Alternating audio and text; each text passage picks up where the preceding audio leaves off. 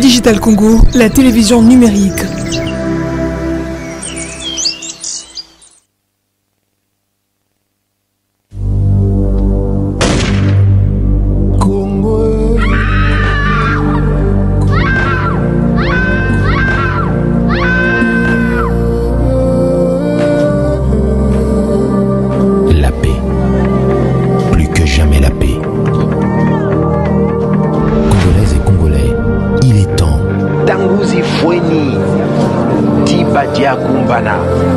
Wakati inakamilika. Tango ekoki pour la kimia au Katia Ekolo Mobimba. Pour la paix, levons-nous. Pour la sécurité, mobilisons-nous. Des millions de morts, c'est trop. Plus de 20 ans d'incertitude, c'en est trop. Trop, c'est trop. Hommes, femmes et enfants périssent et périssent encore et encore. Ce matin, une attaque en Ituri a fait 57 morts. Des milliers de kilomètres de rivières ruissellent des larmes et des sangs de nos compatriotes meurtris sur le sol de nos ancêtres, aujourd'hui souillés. Trop, c'est trop. Il est temps. C'est pourquoi, prenant la mesure de la situation, j'ai décidé de proclamer l'état de siège sur toute l'étendue des provinces de l'Ituri et du Nord Kivu. Tanguzi Fweni, Tibadia Kupana, Wakati inakamilika. Tango et Koki pour la Kimia au Katia Ekolo Mobimba. Tous derrière nos forces armées, gagnons la paix. Et oui, la paix se gagne. La paix à tout prix.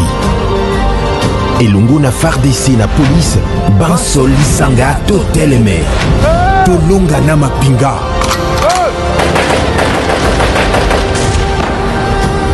Bendele Koyate. Congo.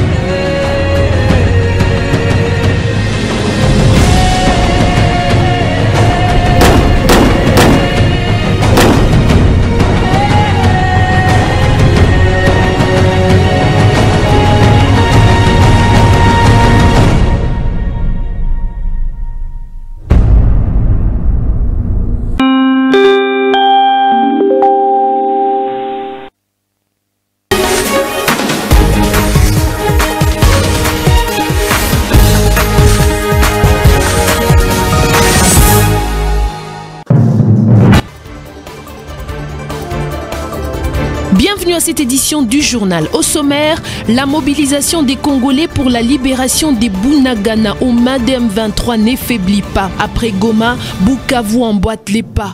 L'appel lancé par la société civile de Bukavu à observer une ville morte ce mardi 27 septembre 2022 a été majoritairement respecté. On en parle dans cette édition du journal.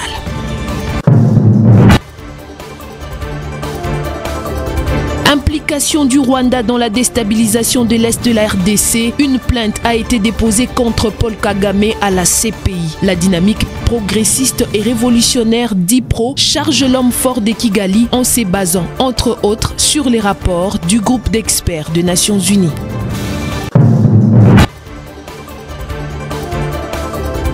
Deux officiers supérieurs des FARDC écopent de la peine de mort ainsi que 7 autres soldats impliqués dans l'assassinat des 2 ressortissants chinois en Ituri. La réquisition a eu lieu lors de l'audience publique par la cour militaire de l'Ituri. Une fois de plus, bienvenue à cette édition du journal. Nouvelle session d'information sur Digital Congo Télévision. Bienvenue à cette édition du journal. Cette session d'information partira de la primature où les conflits intercommunautaires entre Teke et Yaka étaient au menu de l'échange à la primature où le Premier ministre Jean-Michel Sama Lukonde a tenu une importante réunion de sécurité avec les responsables de la sécurité en République démocratique du Congo ainsi que quelques membres du gouvernement autour de cette situation sécuritaire qui prévaut à Kwamount dans la province du Mai-Ndombe. Il en ressort plusieurs dispositions. Bénédicte Ndembe nous en parle. Ces conflits communautaires, visiblement, portent une main noire sur lui, doit être combattu par l'ensemble de notre peuple et par les services de sécurité des renseignements plus particulièrement. Il y a là des révélations qui s'accompagnent d'un appel à la mobilisation générale pour venir à bout de ce conflit intercommunautaire entre le peuple Teke et Yaka qui a pris des allures inquiétantes depuis peu. Le vice-premier ministre en charge de l'intérieur et sécurité, Daniel Aselo Okito, dit compter aussi sur la population pour dénoncer les infiltrés. Message lancé au sortir de la réunion sécuritaire présidée par le premier ministre Jean-Michel Sama Lukonde et à laquelle ont pris part les ministres sectoriels et responsable des services de sécurité et renseignement. Il y a l'armée, il y a la police qui sont mises en œuvre au jour d'aujourd'hui dans la province de Mai-Ndombe, plus particulièrement dans le territoire de Kwamount et sur la route nationale numéro 17 où les insurgés se retrouvent encore dans des forêts, dans des savanes en train de continuer à commettre des actes ignobles. La résurgence du phénomène Kuluna dans la capitale Kinshasa a été également abordée au cours de cette séance de travail, a fait savoir Daniel Aselo Okito. Les Kuluna ne se gênent plus aujourd'hui, n'ont plus peur, eux aussi, de pouvoir donner la mort à quiconque.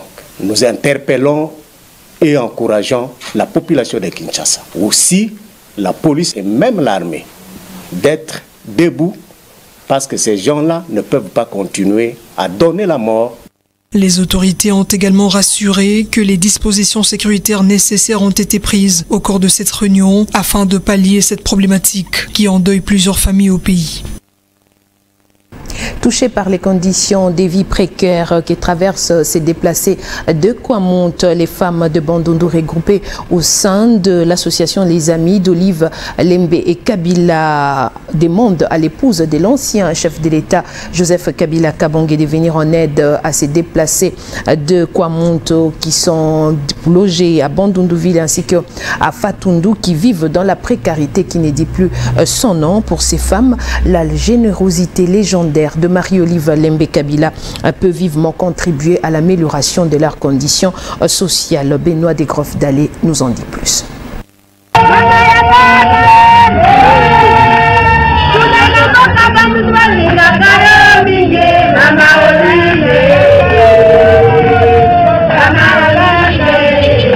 Les femmes de Bandunduville regroupées au sein de l'association des amis de Maman Olive Lembe Kabila de Bandunduville sont indignées de voir la situation que vit les déplacés de Kwamount à Bandunduville dans des conditions très difficiles qui ont causé la mort à un déplacé et plusieurs enfants malades et d'autres ne savent pas aller à l'école. Voilà pourquoi les femmes de Bandunduville lance un appel à l'endroit de l'épouse de Joseph Kabila Kabange, le Raïs, pour venir en aide à ces déplacés abandonnés à leur triste sort à Bandunduville et surtout à Fatundu où tous les déplacés n'ont aucun endroit où loger. Association des amis de Maman Olive. Nous demandons l'implication de Maman Olive Lembe Kabila, car nos frères et sœurs ne savent plus à quel sens se vouer.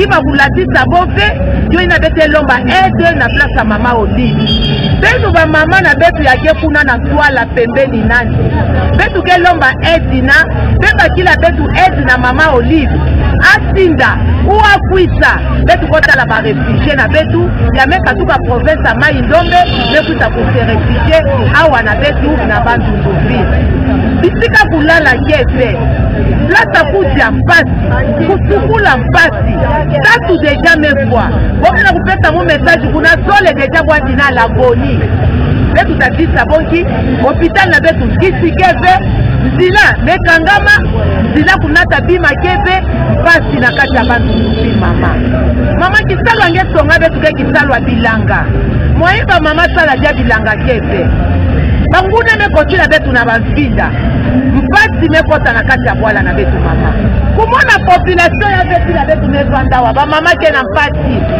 kima kuteka silem naka mutu kima kuteka keleze bamama ke pona mpasi moye bokwena pe bilanga venge songa betu nsengu bilange motike sala nsengu moye betu sala nsengu keze population betu kena kusufri population ko sufri ke bamama tukena kumona mpasi na betu songa betu mekuta betu bila mpasi ya betu kena yo na kati ya vila bandu yana betu nezola kukutana na betu pesa plaidoyer na betu yai na mama provincial na betu mama Paluka abaka ndoleyansi na betu ya pesa yo na mama Olive mama Olive ke sala ndambo ankaka awa na betu aya pesa betu kukongoyo ba refugee mefuluka mingi awa na betu betu ke zisa mona.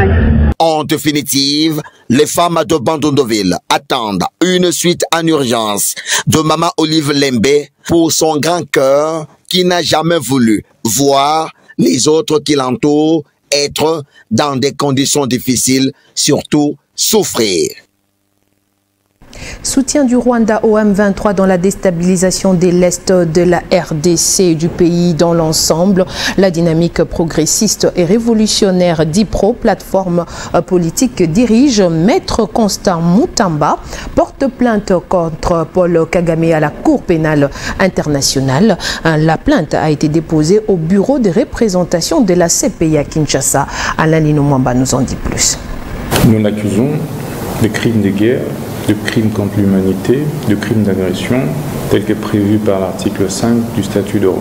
En effet, au vu de l'article 13 du statut de Rome, en principe, c'est un État signataire, c'est le Conseil de sécurité ou encore le procureur de la CPI qui peuvent saisir directement la juridiction pénale qui est la CPI. Cependant, une brèche est donnée aux particuliers de pouvoir saisir le procureur au travers des plaintes ou des dénonciations afin que ces derniers puissent à son tour requérir l'autorisation de la chambre préliminaire de la CPI au fin d'une enquête devant déboucher sur la saisine directe de la Cour pénale internationale elle-même. Au vu des articles 12 et 25 du statut de Rome, ce qui est plus important, c'est les lieux de la commission de ces crimes. Dès lors qu'un compatriote, un citoyen du monde a commis un crime qui relève de la compétence de la Cour sur le territoire d'un État parti au statut de Rome, il est bien déférable devant la CPI. En l'occurrence, M. Paul Kagame, ressortissant du Rwanda, qui est un État non signataire du statut de Rome, dès lors qu'il a commis ces crimes pour lesquels nous le poursuivons sur les territoires congolais, il est bien déférable devant la CPI. L'idéal pour nous, ce n'est pas forcément que la démarche puisse aboutir. L'idéal pour nous, c'est déjà ce moyen de pression que nous exerçons sur la communauté internationale, sur la justice pénale internationale, mais en même temps sur tous ces criminels de guerre, les dissuader pour qu'ils cessent de continuer à s'aimer des morts, à s'aimer désolation dans certains territoires des États partis ou non partis au statut de Rome. Puisqu'on parle sécurité, décrétée ce mardi 27 septembre 2022 par la société civile des Bukavu, l'appel à la journée ville morte a été majoritairement observé et respecté dans la ville de Bukavu ainsi que à ses environs. Une action citoyenne qui vise à réclamer la libération des Bunagana sous occupation des terroristes du M23 depuis quelques mois dans la province du Nord Kivu. Les détails avec Ernest Moero. La ville de Bukavu se réveille différente, la circulation est moins dense sur l'artère principale. C'est une journée ville morte décrétée par la société civile urbaine de Bukavu en solidarité avec les Congolais sous occupation de la rébellion du M23 au Nord Kivu. L'appel a été respecté pour les uns, magasins, espaces de vente, boutiques fermés et quelques marchés déserts. Vraiment, cette décision est très capitale. D'ailleurs, c'est presque, on devrait le faire dans toutes les provinces, parce que les pays nous appartiennent tous, Bunagana est le nôtre, Bunagana nous appartient. Nous devons soutenir nos compatriotes qui sont du jour et nuit en train d'être endettés par les rebelles M23 qui sont en train de nous tracasser, de tracasser la population. Certaines écoles ont renvoyé les élèves à la maison, mais la plupart des écoles ont ouvert les portes et les cours se passent normalement comme ici à l'Athénée d'Ibanda. Je vois que la ville morte a échoué, parce que si vous voyez des écoles, les grandes écoles de la ville de Bukavu, ils ont tous ouvert leurs portes. Et si vous voyez la circulation actuellement, vous voyez qu'il y a des véhicules et des transports en commun, il y a des enfants qui reviennent de l'école, et donc ça n'a pas réussi. Ces rues désertes dans un Bukavu généralement mouvementé est un signe qu'une bonne partie des Bukaviens ont annulé leurs activités socio-économiques pour dire non à l'occupation des Bunagana et oui à la paix à l'est du Congo. L'ancien président français François Hollande est en séjour privé en République démocratique du Congo. Cet émissaire français a déploré les ingérences étrangères et les différentes prédations qui subissent la RDC à la base du désordre et à l'insécurité à l'est du pays. L'ancien chef de l'État français a émis les vœux de voir la souveraineté de la RDC être respectée. Et sauf changement des programmes, il s'y est de noter que François Hollande visitera aussi en RDC les infrastructures médicales de l'hôpital des Panzi du docteur Mukwege, prix Nobel de la paix. Direction Ituri à présent, où le procès meurtre de 2 ressortissants chinois en Ituri s'est poursuivi. Le ministère public a requis la peine de mort à 2 colonels des FARDC et 7 autres soldats impliqués dans cet assassinat, dont les buts étaient les vols de 4 lingots d'or. La réquisition a eu lieu lors de l'audience publique à la cour militaire de l'Ituri. Chorkim Pitoua nous fait le point. Le ministère public a présenté un réquisitoire volumineux dont la lecture a duré près de 4 heures. Colonel Kumbungoma a requis la peine de mort au colonel Mukalenga Shendeko et Soumaïli Kayumba. Selon lui, ces 2 officiers supérieurs des FARDC sont les auteurs intellectuels des crimes ayant occasionné la mort de 2 sujets chinois en mars dernier. L'accusation pense que le prévenu Mukalenga Shendeko, qui avait recruté les prévenus, en 12 occasions, Samedia Joe, comme Romo, dans la bande, au seul but de voler les 4 lingots d'or auprès des Chinois victimes d'assassinats. Les prévenus en 12 occasions a cité le prévenu colonel Mukelenga Shendeko qui a planifié le forfait dont en 12 occasions voyait Joël ainsi que Bernard et Toumari qui sont des auteurs matériels. Pour cette opération criminelle, ils ont associé 9 militaires, dont 2 en fuite et 1 civil. Eh bien, colonel Kumbungoma a sollicité la condamnation à la peine de mort à ces 9 militaires, y compris le civil, pour meurtre et association de malfaiteurs. Mais les soldats sont aussi poursuivis pour violation des consignes, a-t-il précisé. Bien entendu, c'est une réquisition, mais c'est à la cour militaire, à la tête le premier président colonel magistrat Dienga Akelele, de confirmer ou non cette peine. En rappel, le 17 mars 2022, un convoi de Chinois qui revenait d'un châtier d'or a été attaqué vers Nderembi en territoire de Homo. 4 lingots d'or et plus de $6,000 américains des victimes avaient été emportés par ces criminels. Le prévenu Joël Ouronia et Otuzo Kasongo ont avoué avoir participé à cette opération criminelle sous le commandement de ces deux colonels. Le lieutenant Pungwe et Bassé les serrés en fuite avec une partie des lingots d'or, a dit le ministère public. Cette audience qui a débuté le 25 juillet dernier se poursuit ce mercredi avec notamment la plaidoyerie de la défense. Au-delà du 19, on reste en Ituri avec l'arrivée ce mercredi 27 septembre 2022 de Kassim Diané, qui est représentant spécial adjoint du secrétaire général des Nations Unies en charge de la protection et des opérations. Kassim Diané a échangé avec les gouverneurs militaires de l'Ituri, le général Johnny Luboya et l'ensemble du comité provincial de sécurité, car la situation sécuritaire demeure préoccupante sur la route Komanda, Mombasa et Komanda Luna. Leur échange a tourné notamment autour de l'amélioration de l'appui de la MONUSCO aux efforts du gouvernement congolais pour éradiquer les groupes armés actifs dans cette province où vivent des dizaines de millions d'habitants. En Ituri, toujours, la situation sécuritaire, je vous le disais tantôt, demeure préoccupante sur la route comme Komanda Mombasa ainsi que Komanda Luna. L'observation est du chef adjoint de la MONUSCO en séjour à Bunia. Kassim Diané a échangé ce mardi à Bunia avec le gouverneur militaire de l'Ituri pour renforcer la sécurité aux civils. Joachim Pitoua était présent. Poignée de main. Ça va, santé sana. Ça va bien? Une expression de convivialité. Toujours un plaisir. Merci beaucoup. L'entretien entre le gouverneur militaire de l'Ituri, lieutenant général Luboya Kashamadjoni et le représentant adjoint du secrétaire général des Nations Unies à RDC était centré notamment sur la situation sécuritaire qui s'améliore dans une bonne partie de l'Ituri, mais volatile dans certains coins du Romou et une partie de Mambasa avec l'activisme des rebelles ADF. Il y a encore des zones extrêmement difficiles, par exemple sur l'axe commandant Loloa, sur l'axe Mongalou, les zones de Kobu, etc.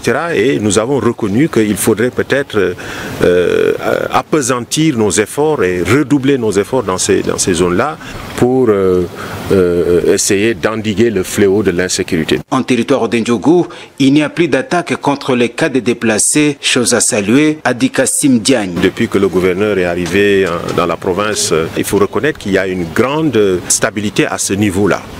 Et donc nous avançons petit à petit, mais nous avançons sûrement. Et comme je le dis, l'accompagnement en tout cas de la MONUSCO est total. Pour les groupes armés locaux, il est temps d'accélérer les processus de désarmement, a-t-il insisté.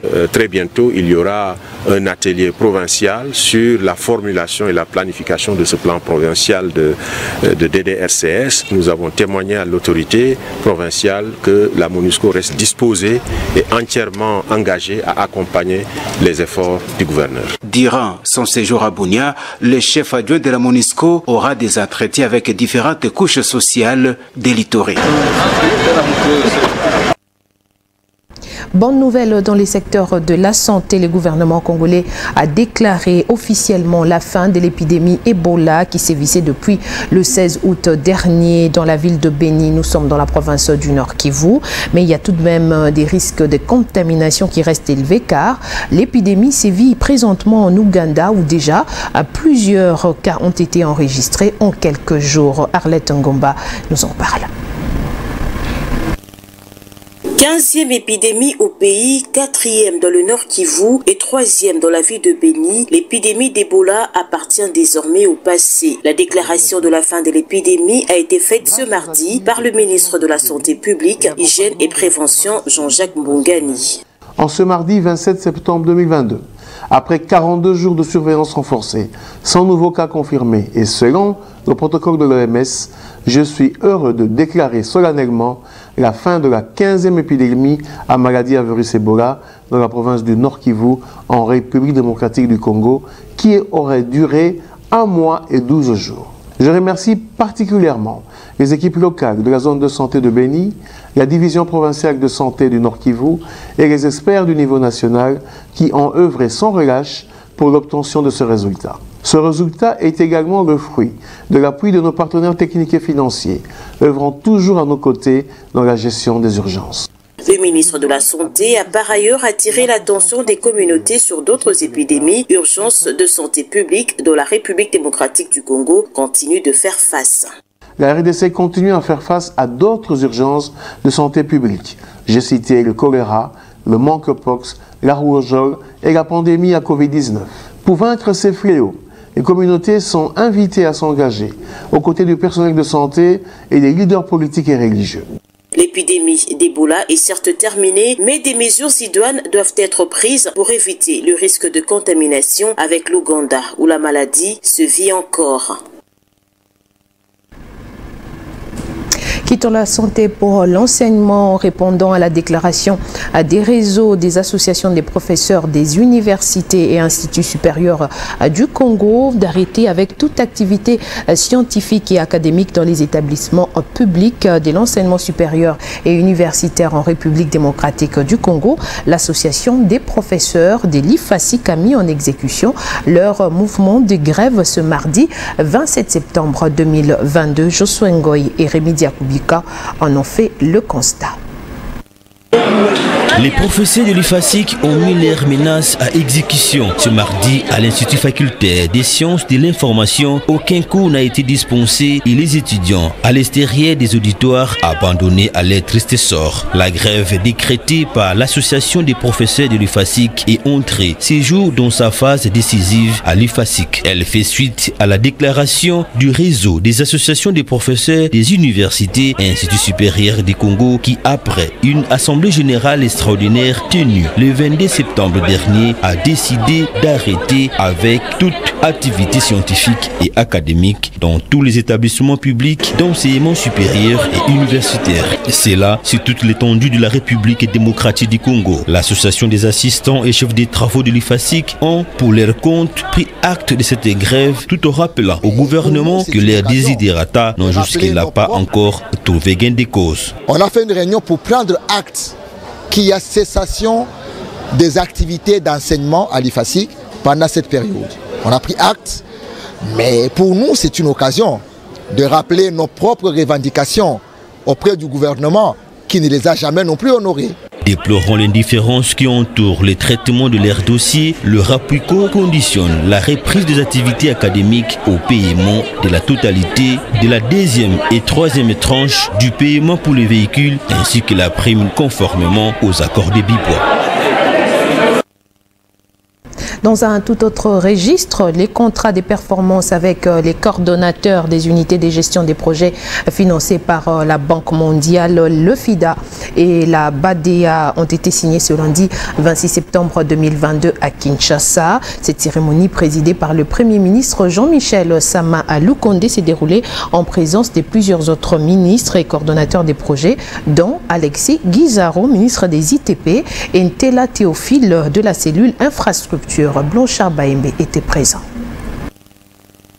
La signature des contrats de performance qui intervient ces jours entre les gouvernements de la République démocratique du Congo et les unités de gestion des projets sur financement extérieur avec notamment la Banque mondiale, le FIDA et la BADEA est une des clés pour accroître la capacité nationale d'absorption des finances allouées au pays, a souligné le ministre des Finances Nicolas Kazadi lors de cette cérémonie en présence du Premier ministre. Un message bien reçu par le représentant de bailleurs de fonds représenté par M.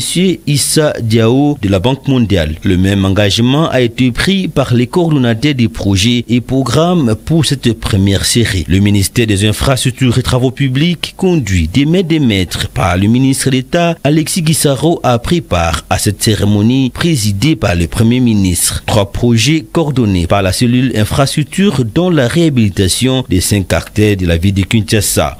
Aujourd'hui, j'ai eu l'honneur de pouvoir signer le contrat de performance avec les ministères de Finances et les ministres sectoriels des travaux publics au nom du gouvernement pour 3 projets. Le projet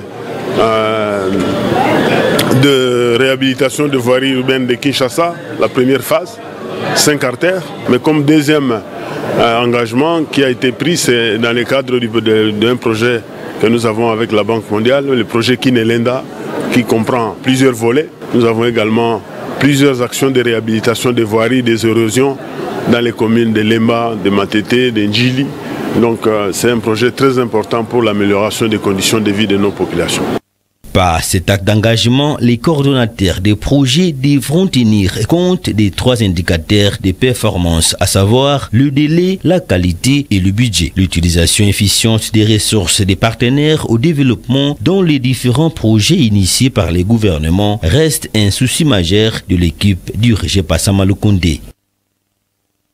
Direction Béni à présent où pendant 100 jours, 7500 bénéficiaires vont procéder à l'exécution des travaux de haute intensité de la main-d'œuvre à Timo dans les cadres de la 2e phase du projet pour la stabilisation de la RDC pour la paix du Fonds social de la République démocratique du Congo et cela concerne 30 quartiers de la ville de Béni en province du Nord Kivu. Rossi Boueki pour plus d'explications.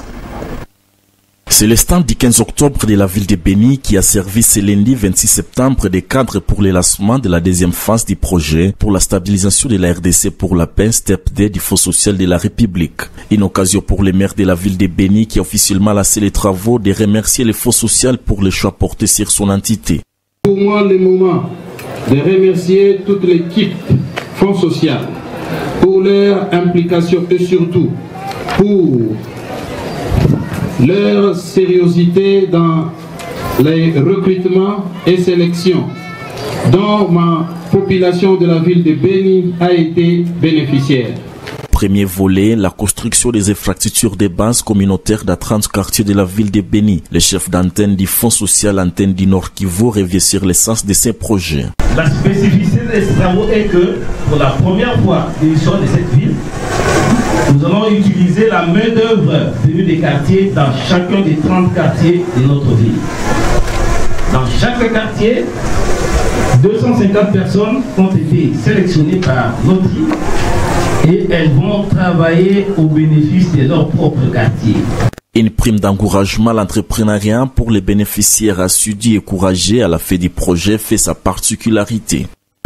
À la fin des travaux, ils recevront un montant de $100 chacun pour monter une activité économique. Pour les fonds sociaux de la République, les projets qui ont une durée de 100 jours sur financement de la Banque mondiale visent entre autres l'amélioration de l'accès aux moyens de subsistance et aux infrastructures socio-économiques dans les communautés vulnérables, dans des zones touchées par les crises récurrentes, dont les conflits chroniques, la fragilité, la prévalence de la violence et les déplacements forcés. À l'agence congolaise de presse, ce mardi 27 septembre 2022 qui est intervenue la cérémonie de remise et reprise entre les nouveaux PCA à Kasongo Mwema et Nicole Dimbambu, un PCA sortant. Cette cérémonie s'est déroulée en la salle des conférences de l'ACP en présence du secrétaire général du ministère de la Communication et des Médias ainsi que des agents de cette agence. Les détails avec Jules Ninda et Alain Linomwamba. Ambiance particulière ce mardi 27 septembre 2022 au quartier général de l'agence congolaise de presse ACP. Ce jour est celui prévu pour la cérémonie de remise et reprise entre l'ancienne et nouvelle équipe dirigeante. Tout part de l'accueil de la nouvelle équipe dirigeante composée notamment du PCA et directeur général par le directeur général sortant, le professeur Lambert Kaboy. Suivra la cérémonie proprement dite de remise et reprise entre l'équipe sortante et entrante, représentée notamment par le PCA, Kasongo Mwema Yamba et Nicole Dibambu. Désormais, la nouvelle équipe dirigeante s'affiche au complet. Pour le directeur général sortant, c'est une grande satisfaction pour lui d'avoir dirigé cette agence de presse. L'agence congolaise de presse, nous l'avions trouvée comme une agence de bas étage. On a fait avec les concours des agents et cadres de l'ACP. L'ACP est maintenant respectée et par les autorités et par le public. C'est par là que je m'en vais à féliciter et à remercier le président Félix Tshisekedi Tshilombo pour m'avoir nommé à la tête de l'ACP. Aujourd'hui, il me demande de rester dans la réserve de la République pour servir la nation. Occasion pour Kassongo Mwimba, nouveau PCA, de saluer les mérites de leurs prédécesseurs avant de s'inscrire dans la logique de la continuité. La compétence des agents de cette agence n'est plus à démontrer. Je pense pouvoir compter sur l'ensemble du personnel que je connais travailleurs. Pour rappel, c'est depuis 4 ans que l'équipe Nicole Dibambou et du professeur Lambert Kaboy dirige l'ACP avec plusieurs réalisations à leur actif. Il s'agit notamment de l'amélioration de salaire des agents, numérisation de l'ACP et la récupération des domaines parcellaires de l'ACP convoités par des particuliers, ainsi que l'intégration de multimédia avec l'ACP TV.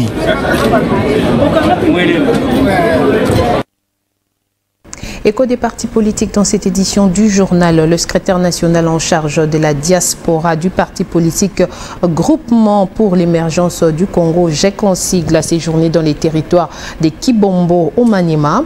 Rikoko Opene Mboyo est allé personnellement installer la représentation de ces partis politiques dans cette partie de la RDC.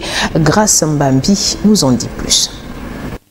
Le séjour du secrétaire national en charge de la diaspora du parti politique Groupement pour l'émergence du Congo, GEC en sigle dans le territoire de Kibombo, a été caractérisé notamment par l'accueil chaleureux lui réservé par la population de Kibombo. Dès l'entrée de cette cité jusqu'au grand rond-point, Rikoko Kalume Penepoyo a été chaleureusement accueilli par les habitants de Kibombo qui lui ont témoigné leur soutien indéfectible et à travers lui, celui de la présidente nationale de ce parti politique, la vice-ministre de l'Intérieur, Martine Boukassa. S'adressant devant une foule, le secrétaire national en charge de la diaspora du parti politique GEC a indiqué que son séjour dans cette partie du territoire national est consécutif à l'installation de ce parti politique, membre de l'Union sacrée.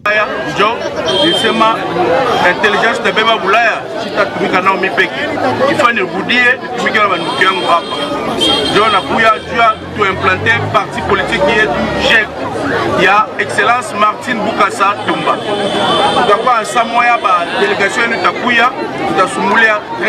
Le séjour kibombolais de Rikoko Kalume Penepoyo, c'est aussi la remise de plusieurs fournitures aux écoles de ce territoire. Celui-ci a été tour à tour notamment à l'école primaire Kanda, l'Institut de Kibombo, à l'école primaire Matumaini, et j'en passe. Ces gestes s'inscrivent dans la droite ligne du soutien à la gratuité de l'enseignement de base prôné par le chef de l'État congolais. Rikoko Kalume Penepoyo a aussi remis des médicaments au centre de santé d'Ilikeri.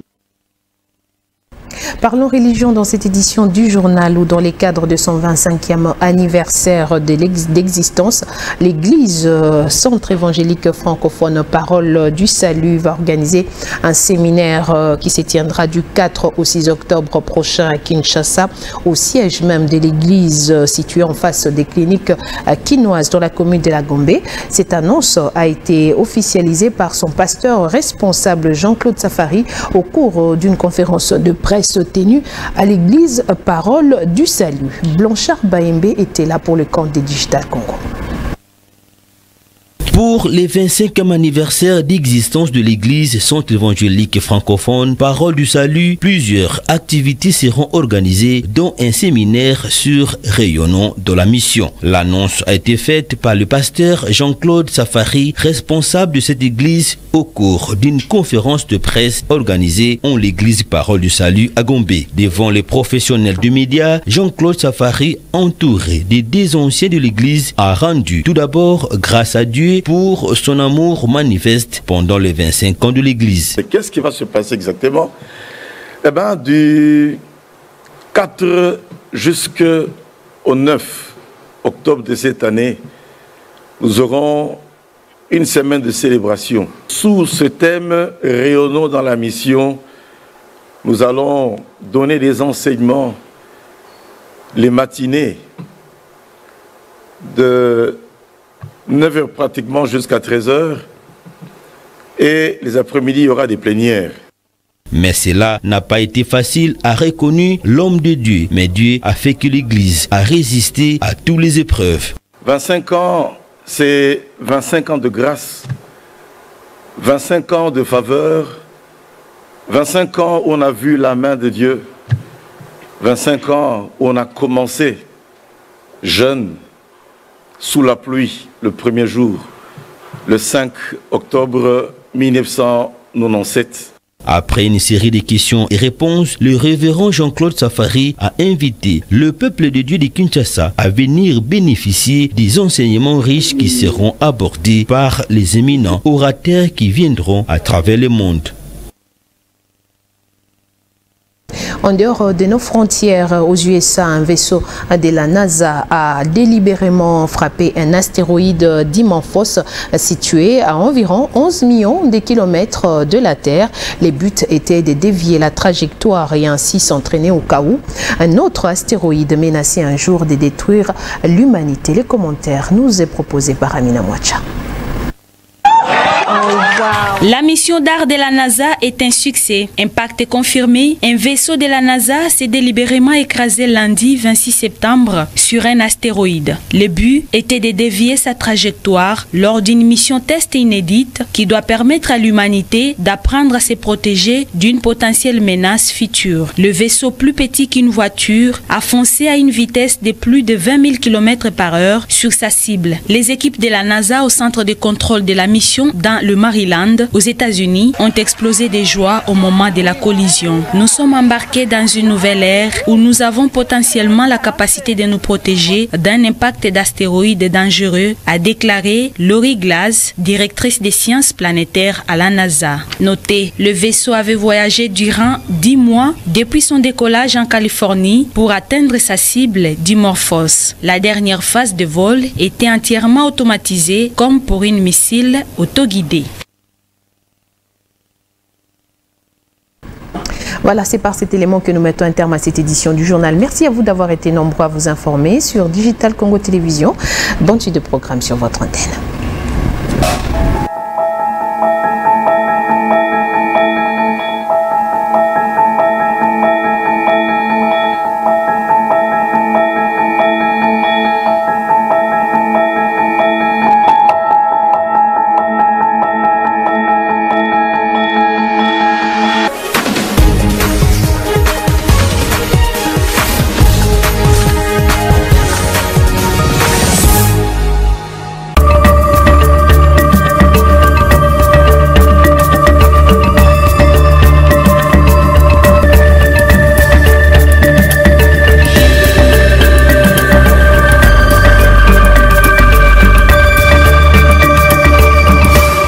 Merci de nous rester fidèles. Bienvenue à cette revue de presse. Démarrons avec Vraie thématique qui titre à sa une accusé de glissement en 2023. Félix Tshisekedi s'inscrit en faux contre les experts de l'ONU. Alors que les experts de l'ONU, dans un rapport à l'issue d'une mission d'évaluation des besoins électoraux à la demande de la CEDI, doutent de l'organisation de sélection dans les délais constitutionnels, Félix Tshisekedi rassure l'opinion internationale et nationale sur la tenue des élections en 2023. Des propos du président de la République avancés lors de la récente interview accordée aux médias français. À Kinshasa, poursuit le journal, la CENI a déployé depuis mercredi 21 septembre ses agents à Maluku, une commune de la ville de Kinshasa, pour repérer les sites qui vont abriter les opérations de test des kits d'enrôlement des électeurs. Cette opération qui s'inscrit dans le cadre du processus électoral pour les élections de 2023 a poursuivi le journal. Dans la même optique, informe l'agence congolaise de presse, le président de la République a affirmé dans une interview exclusive accordée à New York aux médias internationaux la tenue en décembre 2023 des élections présidentielles et législatives en RDC. Attention aux manipulations de la part de certains opposants. Je n'ai pas de raison de douter que les élections auront lieu comme prévu en décembre 2023, a-t-il dit. Sur un autre chapitre, l'avenir écrit Goma grande et exige Bunagana. Les activités étaient en berne hier lundi 26 septembre de la ville de Goma et aujourd'hui la scène pourrait se perpétuer. Très tôt lundi, les activités socio-économiques ont été paralysées à la suite de l'appel de la société civile et les mouvements citoyens du Nord Kivu a observé 2 journées ville morte. La population a répondu à l'appel des forces vives à 2 journées de ville morte pour exiger entre autres la libération de la cité de Bunagana des mains du M23, la levée de l'état de siège ainsi que le départ de la MONUSCO. Qu'est-ce que les habitants de Kwamouth ont fait, s'interroge Monseigneur Kwambamba dans Forum des As. La messe d'ordination de 3 prêtres et 3 diacres dimanche 25 septembre s'est transformée en réquisitoire sévère contre les dirigeants du pays face au drame qui se vit à Kwamouth. Dans son homélie, Monseigneur Jean-Pierre Kwambamba Massi a exprimé sa peine au regard de la violence qui se vit dans les Kwamouth, en fait un territoire qui fait partie du diocèse de Kenge dont il est l'évêque. Le quotidien poursuit avec l'appel de la population du Grand Bandundu à plus de vigilance par le Premier ministre Jean-Michel Samalou Condé. Le Premier ministre a présidé lundi une importante réunion sécuritaire autour de la situation qui prévaut à Kwamouth. Ainsi, la population est encouragée à se lever et à participer activement et surtout à dénoncer ces infiltrés et inciviques congolais qui se permettent de commettre ces actes de déstabilisation du pays, a laissé entendre le VPM Daniel Assilo. Même information relayée par La Prospérité qui écrit dans ses pages: les proportions prises par le conflit Tekeyaka suscitent de plus en plus de l'inquiétude de la part des autorités du pays au regard du nombre des morts déjà enregistrés et des dégâts matériels causés dans le territoire de Kwamouth au Maïndombe. Pour restaurer la paix d'un côté et prévenir tout risque de séparation dans cette partie du territoire longtemps caractérisée par une solidarité impressionnante, le gouvernement de la République entend convoquer dans un avenir très proche une table ronde intercommunautaire. C'est dans ce cadre qu'essayait d'inscrire la série d'échanges qu'a eu le VPM en charge de l'intérieur, Daniel Assilo, la semaine dernière avec Sa Majesté Kianfou Frédéric Ikani de Kassongolunda, grand chef coutumier Yaka, le caucus des élus du Kwango et le gouverneur de cette même province. Voilà qui met fin à cette revue de presse. Merci de l'avoir suivi.